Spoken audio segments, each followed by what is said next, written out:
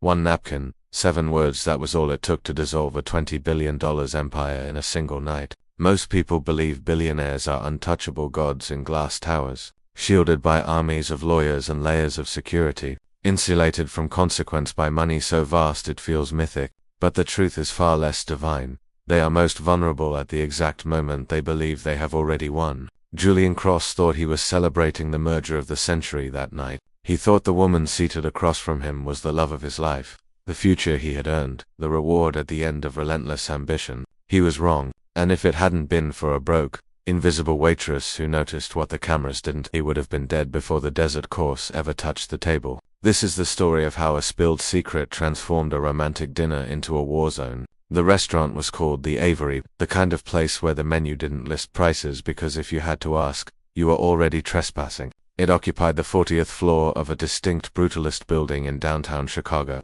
overlooking the rigid grid of the city like a judge staring down at a jewelry laid out for appraisal. Maya Corcoran adjusted her apron in the polished reflection of a brass railing, smoothing the fabric as if that alone could steady her nerves. She was invisible here. That was the job description. To the Cleonel of the Avery, the staff were not people with stories or debts or unfinished degrees. They were automated delivery systems for truffle oil and vintage Cabernet. But Maya saw everything. She noticed that the senator at table 4 was drinking not for pleasure but specifically to hide the tremor in his left hand. She noticed that the tech mogul at table 9 wore a wedding ring slightly too loose, suggesting recent weight loss, significant stress likely. Observation had once been part of her academic training, 3 years studying criminal psychology before the money ran out, but now it was survival. And tonight, no matter how she tried to focus on her section, her eyes kept drifting to table 1, the owner's table. Julian Cross sat there. At 34,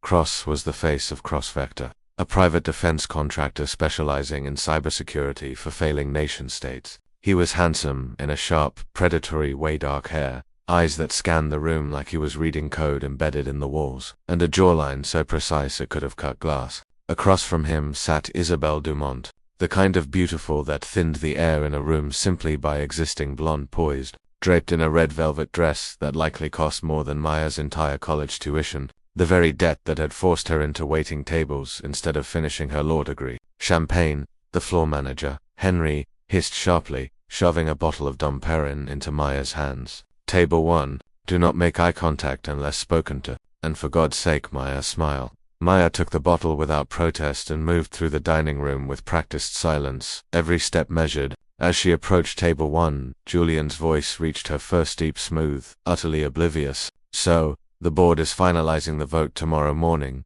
he was saying, swirling his wine with careless confidence. Once the merger with Titan Corp goes through, Isabel, we're done. I'm cashing out. We can finally buy that island in the Cyclades. Isabel smiled. It was flawless to flawless. It didn't reach her eyes. Her hand rested delicately on the table, clutching a small silver clutch. That sounds like a dream, Julian. Are you sure Titan is ready for the integration? They have no choice, Julian laughed. I have the encryption keys. Without me, their hardware is just expensive scrap metal. Maya began pouring the champagne, careful and steady, but as she leaned in, her peripheral vision caught something subtle and wrong. Isabel's other hand was beneath the table. Maya knew body language. She knew micro-expressions, and more importantly, she understood reflections. In the faint mirrored sheen of the floor-to-ceiling windows behind Julian, she saw the glow of Isabel's phone screen. It wasn't Instagram. It wasn't what? It was a terminal interface, black background, green text, stark and precise. A command line. The words were clear enough to make her breath stall. Status asset secure. Crosses unarmed. Kill team in position. Maya's heart slammed against her ribs so violently she nearly overpoured the champagne. She pulled back just in time, hand steady only by force of will. Kill team, the words echoed. She lifted her gaze, scanning the dining room, and suddenly she wasn't seeing customers anymore, she was assessing threats. 2 men had entered moments earlier. They weren't in tailored suits like the others. They wore oversized leather jackets that bulged slightly at the waist. They hadn't waited to be seated. They moved directly to the bar, declined menus, their eyes fixed solely on the back of Julian Cross's head. One of them tapped his ear and earpiece. Isabel's phone buzzed softly in her lap. She glanced down and tapped a reply. Execute on my signal. 5 minutes. Maya retreated to the service station, her hands trembling despite her effort to appear calm. If she did nothing, the man at table 1 would be dead before dessert. If she did something, she might be. She looked at Julian again, laughing, raising his glass to the woman preparing to orchestrate his execution. He was arrogant. He was wealthy. He embodied the very system that kept people like her drowning in debt. But he did not deserve a bullet in the back of the head over dessert. Maya grabbed the receipt pad, tore off a slip of paper, and held her pen suspended for a fraction of a second. She had to be fast. She couldn't warn him outright. The men at the bar were watching, and Isabel was watching. She pressed pen to paper and wrote 7 words. Your girlfriend sold you out. They're in position. She folded the note until it was the size of a postage stamp, her fingers working quickly even though they felt numb, then grabbed the basket of artisan bread, the complimentary refill Julian hadn't asked for, and forced herself to walk back to table 1 as if this were just another routine pass across the dining room.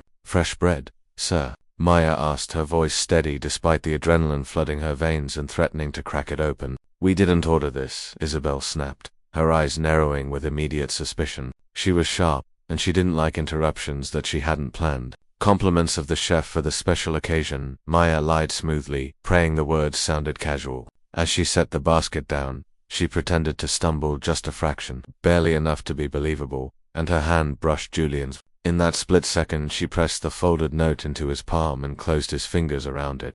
With a desperate squeezing pressure that said more than she ever could aloud, she met his eyes and, for the first time, broke the rule, making direct, intense eye contact. Read it. She begged him silently. Read it now. Careful, Julian said, his voice suddenly cold as he pulled his hand away, feeling the paper hidden there. So clumsy, Isabel sighed, glancing at her watch with irritation. Julian darling, I need to powder my nose before the Soul arrives. Of course, Julian said automatically. Isabel stood up and walked toward the restrooms, but she didn't turn toward the ladies' room. Instead, she stopped by the bar and nodded to the 2 men in leather jackets. Julian looked at Mia. Maya looked at the men, then gave a microscopic nod toward the bar, the smallest movement she could manage. Julian opened his hand and looked down at the note in his lap, and Maya watched his face as the words landed. She saw the exact moment the arrogance vanished, replaced by the terrifying clarity of a predator realizing he is in a trap. He didn't look back at her. He lifted his spoon instead, angling it to catch the reflection behind him, using the curved metal to see the men at his back. One of them was already reaching into his jacket. Julian Cross didn't panic. He stood up with deliberate calm, buttoned his suit jacket, and picked up the steak knife from the table. The transition from fine dining to combat zone happened in the space of a heartbeat. He didn't wait for them to draw. He flipped the heavy oak table with explosive force, and plates, crystal glasses, and the bottle of Dom crashed to the floor with a sound like a chandelier dropping, the table slamming onto its side to form a makeshift barricade. Down, Julian roared, and the first gunshot shattered the tranquility of the Avery knot, a loud bang but a suppressed thip, followed instantly by the explosion of the wine glass beside where Julian's head had been a second earlier. Pandemonium erupted, screams, bodies diving under tables, the scent of expensive perfume colliding with the sharp burn of cordite. Maya stood frozen near the service station. Get the girl. Isabel's voice rang out, clear and furious. She wasn't in the bathroom at all but standing by the emergency exit, holding a compact pistol, aiming not at Julian but at Maya. Maya ducked just as a bullet tore a chunk from the mahogany pillar beside her ear, splinters spraying her cheek. Why me? She thought, and the answer came immediately, because I warned him. Julian didn't retreat. He vaulted over the overturned table, not running away but closing the distance with shocking speed. The billionaire moved with a fluidity that stunned Mia.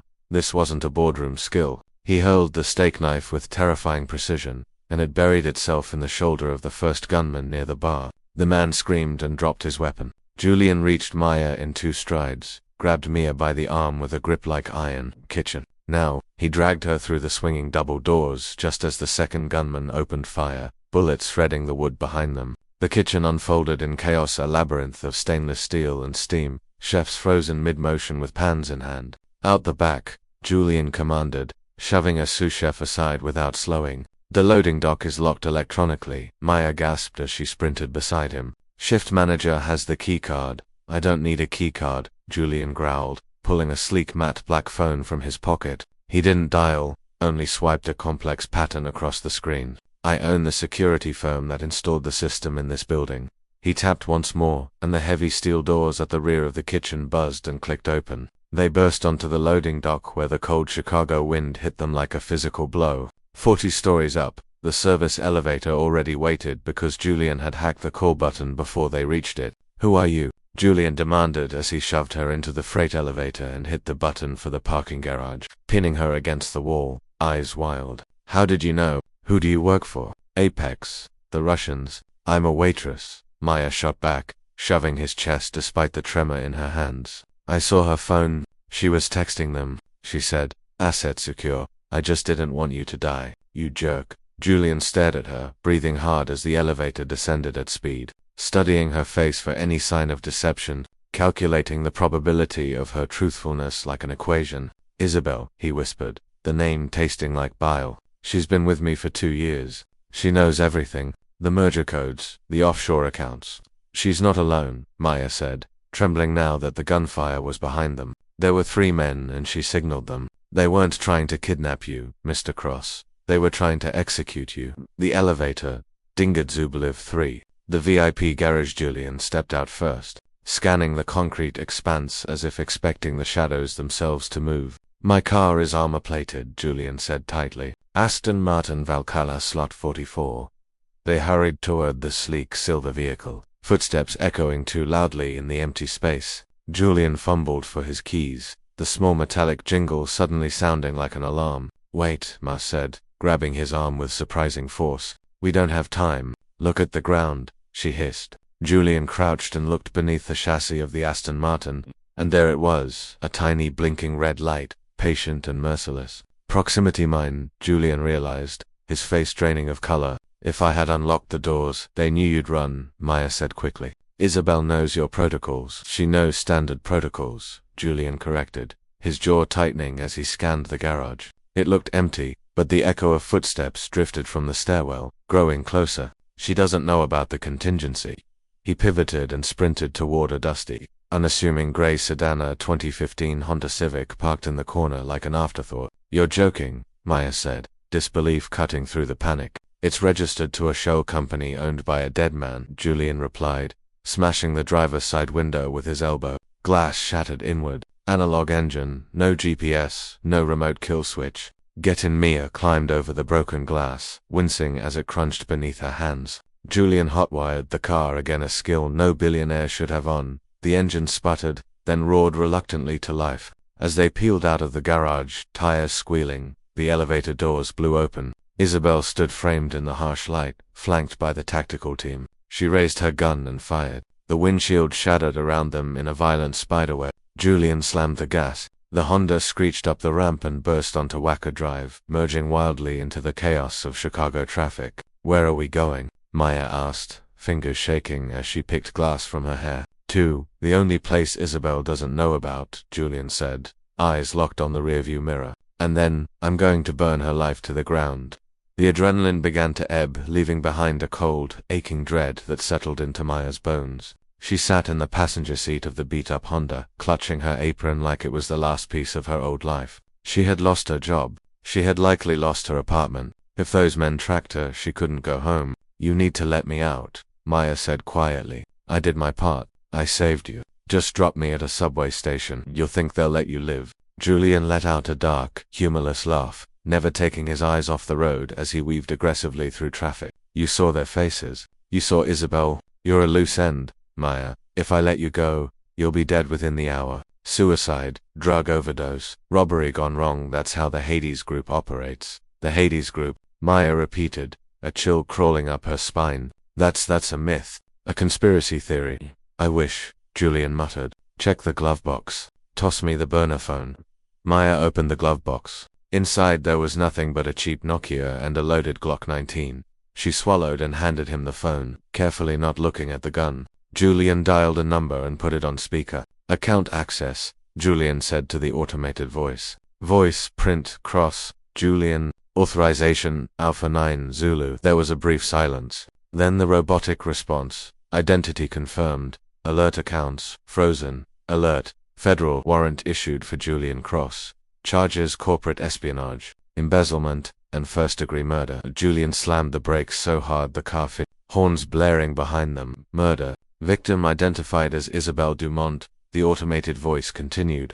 The blood drained from Mia's face. They faked her death, she whispered. They're framing you for killing her. That's why they shot up the restaurant, to make it look like a domestic dispute gone wrong. She's alive, Julian said through clenched teeth. She's very much alive, but to the world, I'm a fugitive. He turned to look at Maya, and the suspicion in his eyes had shifted into something heavier, more final. We have zero assets. My credit cards are trackers. My face is about to be on every news channel in America. And you, he pointed at her, you are an accessory. I didn't do anything. You ran with the killer, Julian shot back. In the eyes of the police, we're Bonnie and Clyde. He hurled the phone out the window without another word. We need to go off-grid now. I know a place, Maya said quietly. Julian glanced at her, skepticism written across his face. You're a waitress. I told you I was a criminology student before the debt, Maya replied, her voice hardening with old resentment. I grew up in the South Side. My uncle owns a salvage yard in Cicero. It's a dead zone for signals. He hates cops and he hates the government. He won't ask questions, though. Julian considered it. He had safe houses, but Isabel likely knew everyone. He was flying blind. Navigate, he said finally. An hour later they pulled into the salvage yard, a graveyard of rusted metal and forgotten machinery looming in the darkness. Maya led Julian past stacked wrecks into a retrofitted shipping container hidden behind a wall of crushed cars. Uncle Ray, she called. A massive man with a graying beard and a shotgun stepped from the shadows. He looked at Maya, then at the suit-wearing billionaire covered in glass and dust. You brought a stray, Maya re-grunted. He's in trouble, Ray. Bad trouble. We need to lay low for the night. Ree's gaze lingered on Julian. That suit costs more than my house. Here, Fed. No, Julian said, stepping forward despite the shotgun. I'm the guy who's going to pay you $10,000 in cash, if you let us use your internet connection and give us a change of clothes. Ray barked out a laugh. Cash? You got cash on you, rich boy. Julian reached into his Socan old traveler's trick hand, pulled out a roll of bills. 5,000 now. 5,000 when we leave. Ree took the money, weighing it in his palm. Don't touch the whiskey. The computer's in the back. Once inside the secured container, Julian went straight to the computer. It was an old desktop, outdated and humming loudly, but it had a connection. He began typing furiously, his fingers flying across the keyboard with a kind of controlled violence that made the old desktop hum in protest. What are you doing? Maya asked, pulling a flannel shirt over her waitress uniform, the fabric swallowing the last visible piece of the life she'd had that morning. Isabel thinks she won, Julian muttered without looking at her. She thinks locking my accounts stops me. She doesn't realize that cross-vector isn't just money, it's data. Maya stared at him. You're hacking your own company. I'm activating the dead hand protocol. It's a failsafe. If I don't check in every 24 hours, the system releases a packet of encrypted data to the public. Every dirty secret of every client we've ever protected. That sounds like blackmail, Maya said. It's insurance, Julian corrected sharply, and hit enter. The screen flashed red. Access denied. He froze. Tried again. Access denied. Biometric override active. Impossible, Julian whispered. Only I have the biometrics. Or someone who has your fingerprints, Maya said softly. And your retinal scan. Julian slumped back in the chair as if something inside him had finally given way. Isabel, the contacts she gave me last month for my eye strain, they were scanners. And the glass. She's been harvesting my prints for weeks. He looked up at Maya, and for the first time since she'd met him, he looked defeated. She has total control. She doesn't just want to kill me, Maya, she wants to be me. She's taking over the company. By tomorrow morning, the Hades Group will control the cybersecurity of half the Western Hemisphere. Maya looked from the red denial screen to his face. She saw the fear there, raw and real, but she also remembered the reflection in the glass. Asset secure. Julian, she said steadily, you're looking at this wrong. He let out a hollow breath. How am I looking at it wrong? I've lost everything. No, Maya said. She has your biometrics. Sure, she has your passwords. But she made one mistake. His eyes flicked up. What? She'll let me live. Maya stepped forward and gently pushed him aside, taking the chair. She typed a URL into the browser. A news site loaded. Breaking news. Billionaire Julian Cross sought for murder of fiancé. See, Julian said bitterly. It's over, look closer. Maya pointed at the crime scene photo. That's the Avery. They have police tape up, but look at the timestamp on the security footage they released. Julian leaned in. 7:45 depois do meio-dia. We left the restaurant at 8:05 p.m., Maya said. The footage is doctored. It's a loop. He went still, which means they don't have the raw feed. Julian finished, something sharp and electric returning to his eyes. The Avery servers are local. They haven't uploaded to the cloud yet because I cut the line when I hacked the door. If we can get back into the Avery, Maya said carefully, and get the hard drive from the manager's office, we have proof she's alive and proof she orchestrated the hit. Julian stared at her. Break back into the place where a kill team tried to murder us 3 hours ago. That's suicide. Maya smiled, but it wasn't soft, it was grim and determined. No, it's the last thing they expect. They think you're running for the border. They won't be guarding a crime scene the police have already cleared. Julian stood slowly, studying her like he was seeing her for the first time. You're not just a waitress, are you, Mia? I told you, she said, reaching for the shotgun Ree had left propped in the corner. I have a lot of debt and I really hate people who don't tip.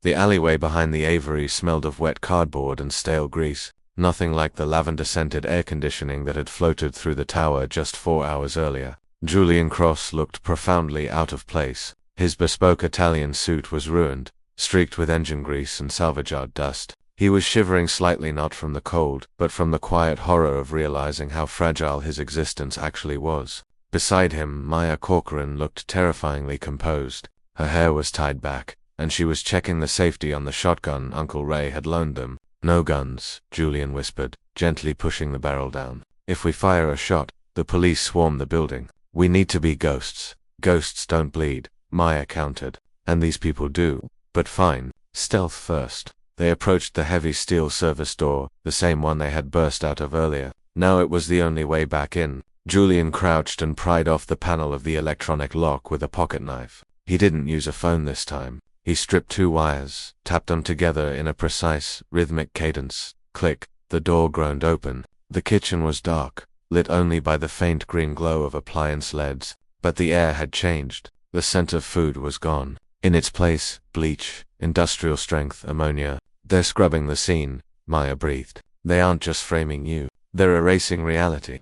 They slipped into the pantry shadows. Through the wooden slats, they could see into the main dining room. The overturned tables had been righted. The broken glass was gone. The bloodstains on the carpet were being steam cleaned by men in white Tyvek suits, their movements methodical and precise, while a bald man with a scar running through his eyebrow supervised from the center of the room, tablet in hand. Maya didn't recognize him at first. That's Rook, Julian whispered, his face paling. Who is Rook? He's a ghost story, a corporate fixer. If a CEO needs a scandal to disappear, they call lawyers. If they need a person to disappear, they call Rook. Julian's hand trembled as he absorbed it. Isabel had brought in the heavy artillery. The manager's office is up those stairs. Maya pointed to the mezzanine overlooking the dining floor. The server rack is in the wall safe behind Henry's desk. There's a cleaner at the bottom of the stairs, Julian noted. Distraction, Maya said, scanning the pantry. She grabbed a large can of olive oil and the lighter she'd found in the Honda.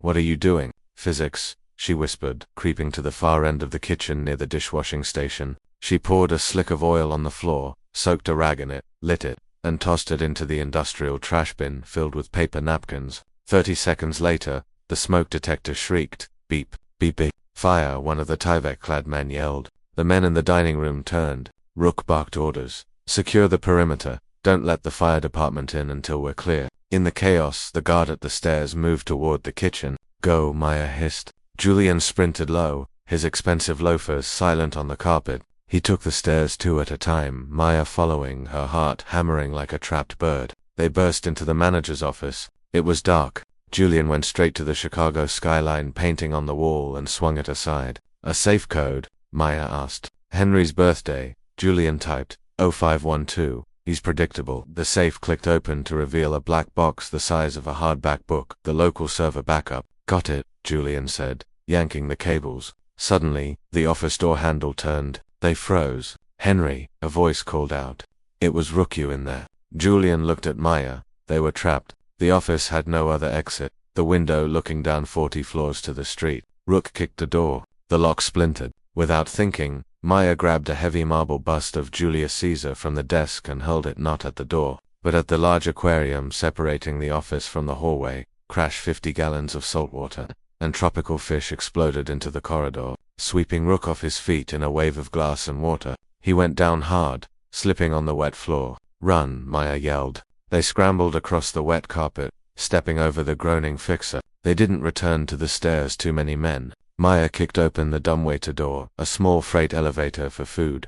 Get in, she ordered. It's too small, Julian protested. Curl up, billionaire. She shoved him in and squeezed beside him.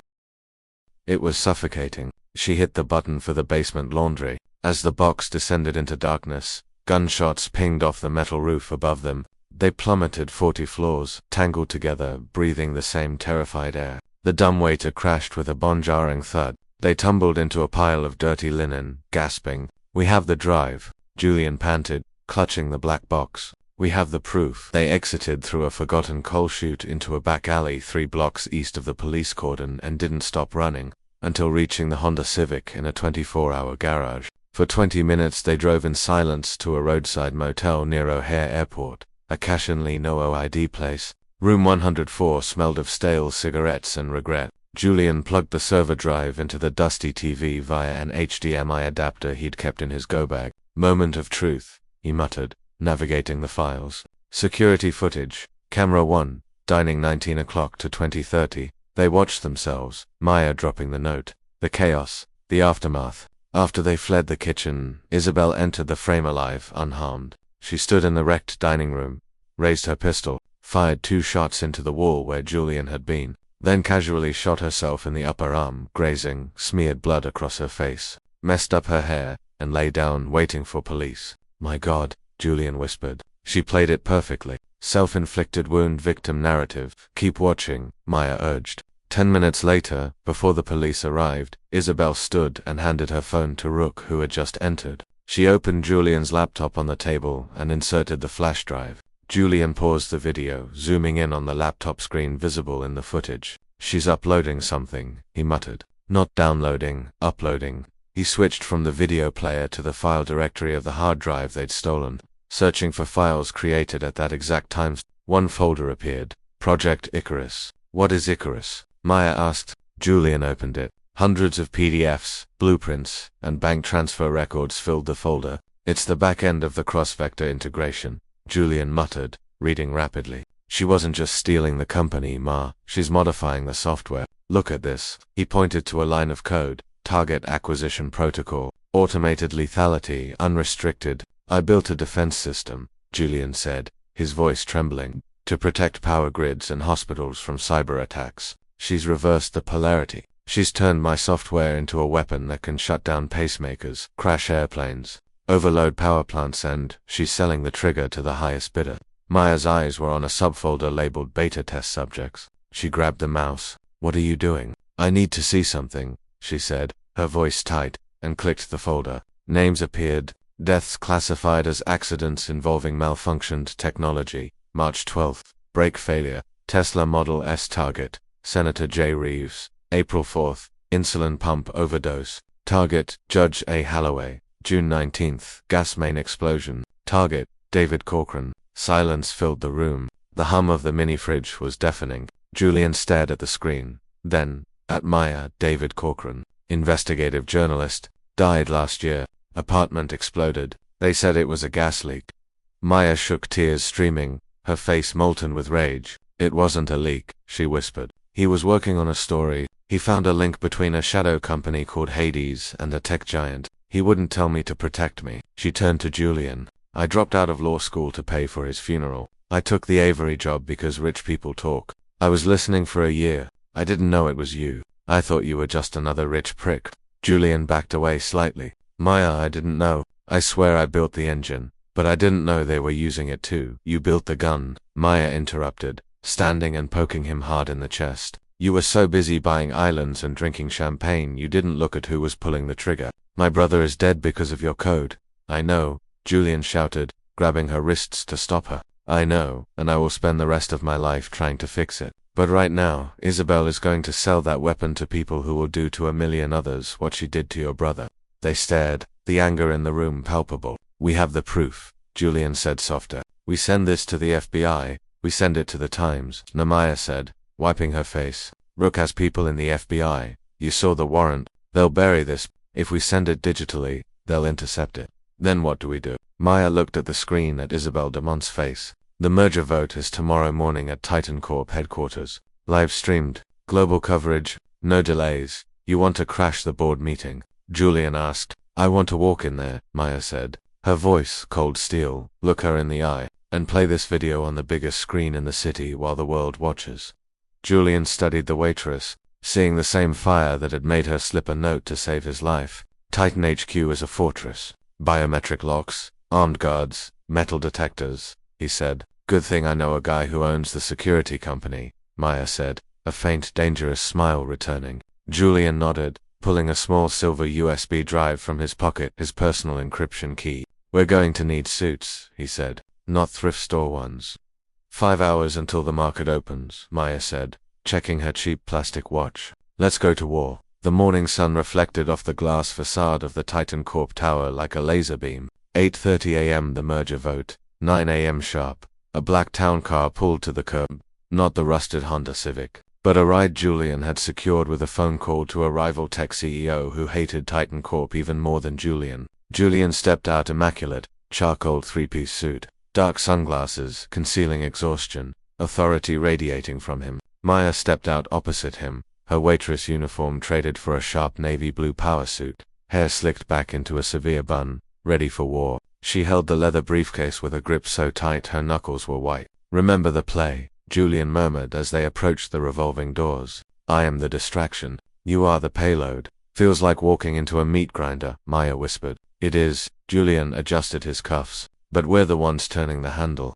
The lobby was a cathedral of marble and security sensors, guards with earpieces patrolling every corner. At reception, a biometric scanner awaited every guest. Mr. Cross, head of security, intercepted them, looking nervous despite the headlines plastered everywhere. Sir, I have orders to detain you on sight. The police are on their way. Julian didn't flinch, removing his sunglasses. You can detain me, Frank, but you know the Titan merger protocol. Clause 14, Section B. The founding partner has the right to be present for the final vote, regardless of legal standing until a conviction is entered. That's a technicality, sir.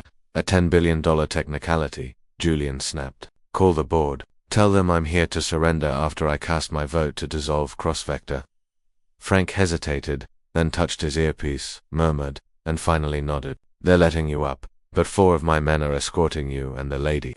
Legal counsel, Julian lied effortlessly. She carries my proxy documents. They were ushered into the elevator, for guards surrounding them, the air thick with tension. As the numbers climbed 10, 20, 30, Maya felt the hard drive in the briefcase pressing against her leg. The elevator opened on the 50th floor boardroom atrium. Waiting was Rook the fixer, bandage over his forehead from the aquarium glass incident, smiling with a shark-like grin. Mr. Cross, Rook said, stepping forward. We didn't expect to see you alive.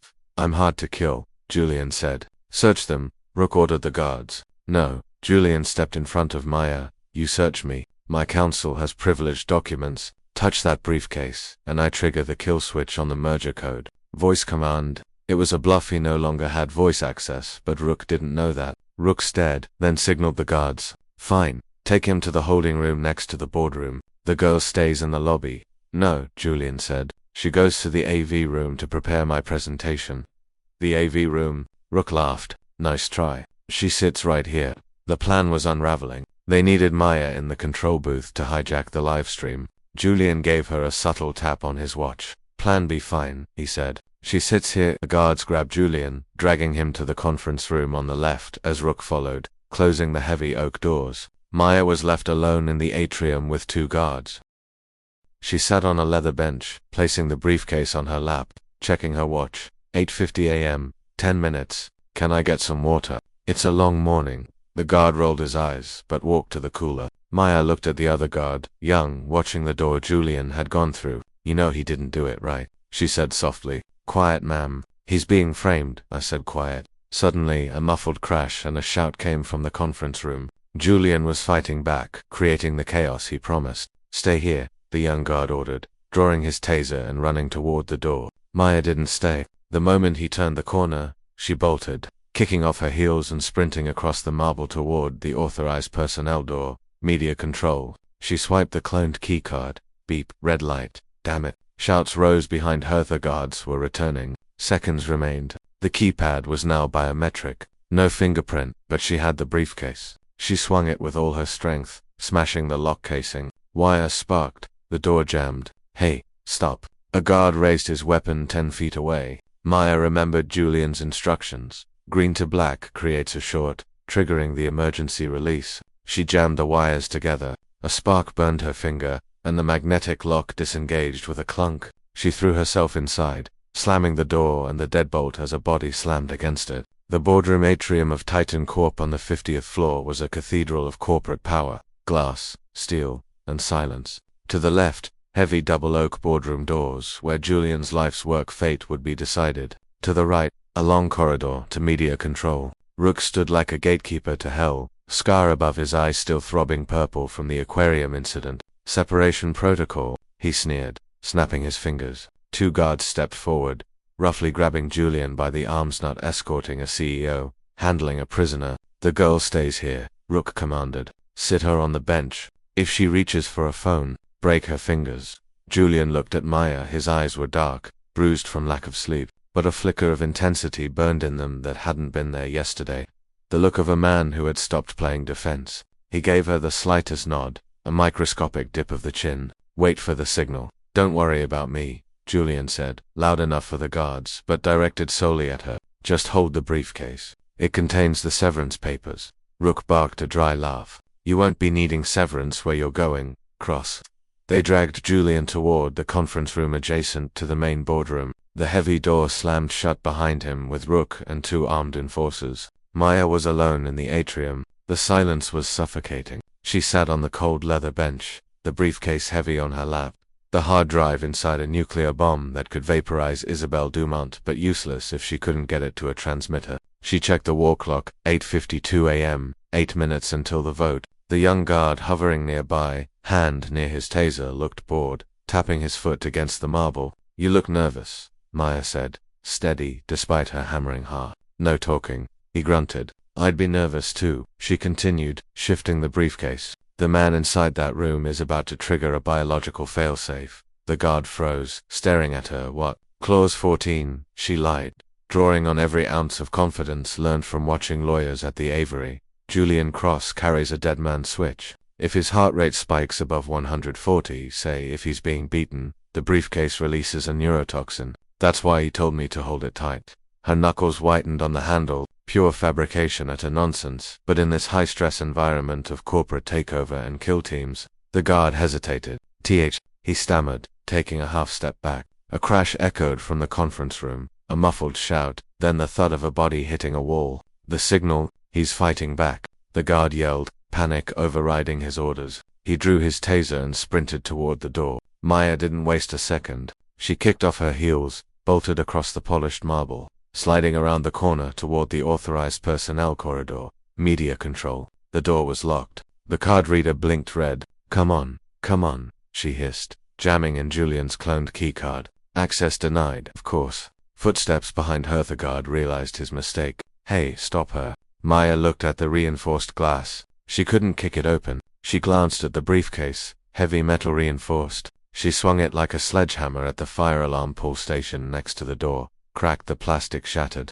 The alarm stayed silent. Julian had said the building was in silent mode for the broadcast, but the magnetic locks clicked open as the emergency override triggered. Maya threw her shoulder against the door, tumbling inside just as a bullet shattered the glass where her head had been moments ago. She slammed the door and deadbolted it. The media control room glowed with cool blue from 3 dozen monitors. 5 technicians spun around, shock in their eyes. Below, through the soundproof window, lay the boardroom, a theater of lies. Isabel Dumont stood at the head of the table, angelic in black, hands clasped on the podium, the Titan Corp logo behind her on a massive screen. Maya ignored the technicians and marched to the main console. Get away from there, the lead director shouted. Security is on the way. Maya reached into her pocket, not a gun, just a road flare from the Honda's trunk, and slammed it onto the mixing desk, holding the striker cap. This is a magnesium flare, she screamed, adrenaline cracking her voice. It burns at 2000. If I light this, it melts the server core.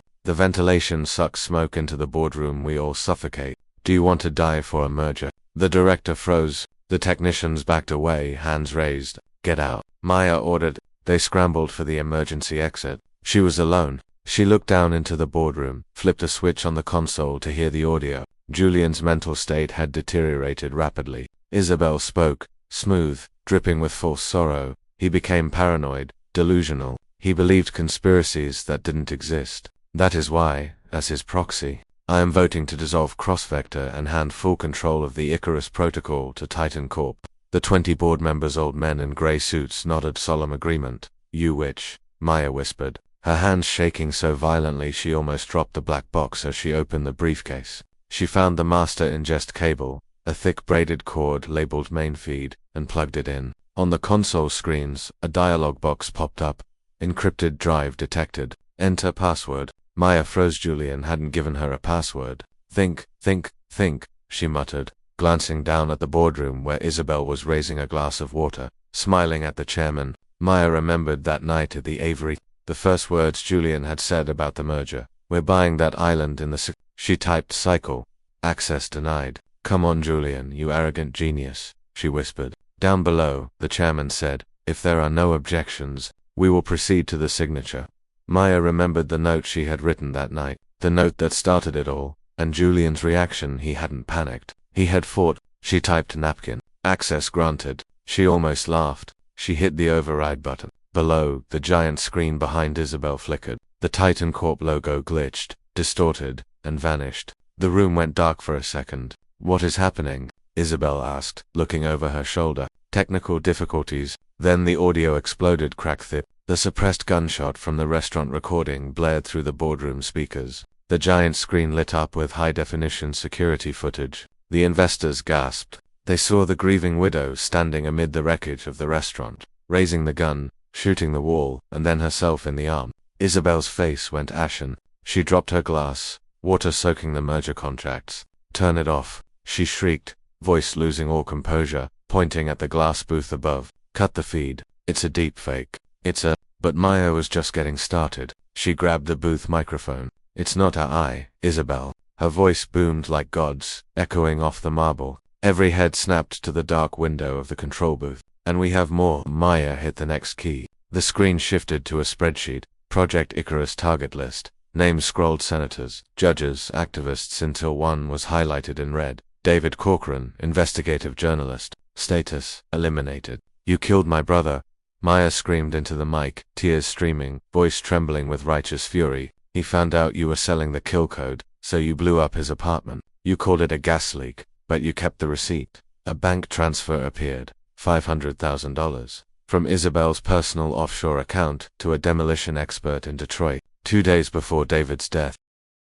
Isabel backed away. The board members rose, shouting, moving as if she were contagious. Lies, she screamed, searching for an exit. Security, get them out. The double doors burst open. Isabel spun, expecting guards, expecting Rook. Instead, Rook stumbled at knees, hitting the floor, bloodied and beaten thoroughly. Behind him stepped Julian Cross, a wreck shirt torn, knuckles raw, favoring his left leg but holding Rook's pistol at the floor. Meeting adjourned, Julian said, limping into the room. Silence fell. Julian, Isabel whispered, eyes flicking from the gun to his face, trying to summon the charm that had manipulated him for 2 years. Julian, please. You don't understand. The Hades group, they threaten me. There is no Hades group, Julian said, calm, cold, terrifying. He tossed a stack of papers onto the table. I decrypted your phone while you were giving your speech. You invented the group to scare me into selling. It was you. It was always just you. He stepped closer. Isabel hit the wall. Nowhere left to run. You wanted the money, Julian said. You wanted the power. You wanted the empire. He gestured to the screen where her own financial records now scrolled for the world to see. Now you have the attention.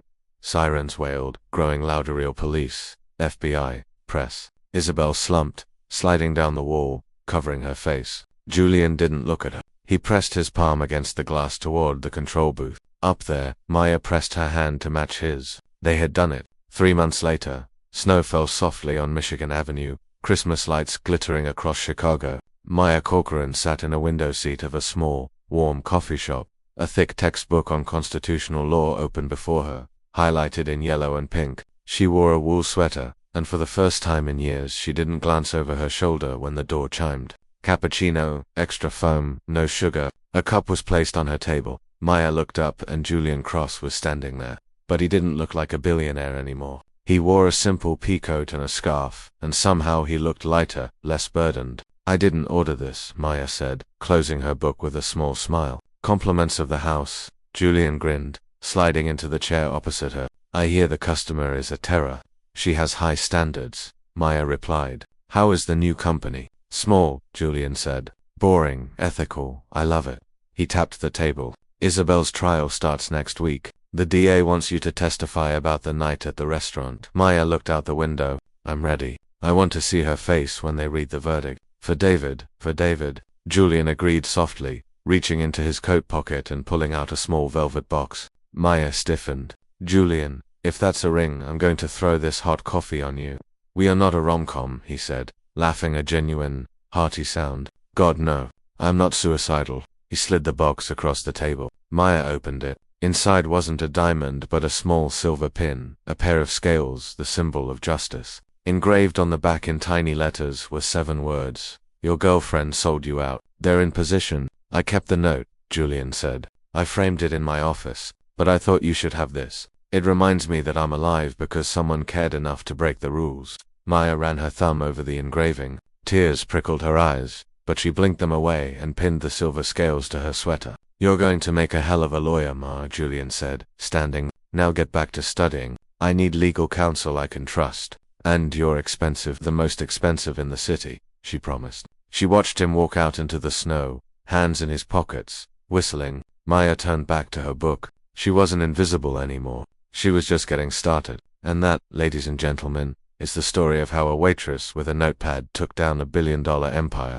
It goes to show that sometimes the most powerful weapon in the world isn't a gun or a virus, it's the truth, served at the right time to the right person. I really hope you enjoyed this series. It was a roller coaster too, right? If you made it to the end, comment check please down below so I know you're a true fan. Please don't forget to like this video. It seriously helps the algorithm. And subscribe if you haven't already. I upload new stories every week that twist reality. Thanks for watching. Stay safe, and always read the fine print.